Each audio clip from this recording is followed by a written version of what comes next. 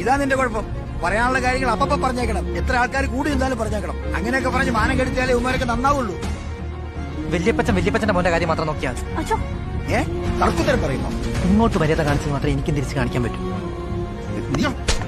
Sorry പറടാ, sorry പറടാ, sorry പറടാ. സോറി.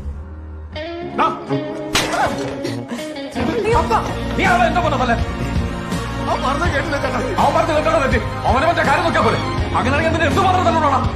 എടാ എന്തുവാണ് നല്ലൊരു ഫംഗ്ഷൻ നടക്കുന്നത് നീ ഇങ്ങനെ ആണോ? പറയേണ്ട കാര്യം എവിടെ വെച്ചാണേലും ആരുടെ മുന്നിലാണേലും പറയണം. അങ്ങനെയാണ് ഒരു കുറച്ചു മുമ്പ് നിങ്ങൾ എന്റെ അടുത്ത് പറഞ്ഞത്. അതുകൊണ്ട് ഇത് ഇപ്പൊ അവിടെ പറഞ്ഞാലേ ശരിയാത്തുള്ളൂ. നാലാളെ മുന്നിൽ വെച്ച് പറഞ്ഞാലേ ഇവനൊക്കെ നാണം കിടും. എടാ ജോലി കൂലിയില്ലാതെ തെക്കോടെ തെണ്ടി നടക്കുന്ന ഇവന് വേണ്ടി വക്കാലത്ത് പറയുന്നത് നാളെ. നിനക്ക് എത്ര വയസ്സായടാ? നിന്റെ പൈസ പറയടാ. 26. ഇവന്റെ പ്രായത്തിൽ നിങ്ങൾ എന്നാ ചെയ്തു? ഒന്നും ചെയ്തിട്ടില്ല. പിന്നെ നാണക്കേടിന്റെ കാര്യം. പാതിരാത്രി അയൽ വീട്ടിലെ പെണ്ണിന്റെ വീട്ടിലെ കോഴിക്കോട്ട് നിന്ന് നാട്ടുകാരെ പിടിച്ചു കെട്ടിയപ്പോ അന്ന് നമ്മുടെ അപ്പ അനുഭവിച്ച നാണക്കേടിന്റെ 1000-ലൊന്നും ഇവൻ കാരണം ഞാൻ അനുഭവിച്ചിട്ടില്ല. പിന്നെ ഒരാൾ ഉപദേശിക്കാൻ മുമ്പ് താനാണായോ എന്ന് ആലോചിക്കണം. എന്നിട്ട് ഉപദേശിക്കാൻ പറഞ്ഞു. എന്റെ മകൻ എങ്ങനെ ജീവിക്കണം അവനറിയാം. അവൻ ആരുടെ ഉപദേശമൊന്നും വേണ്ട.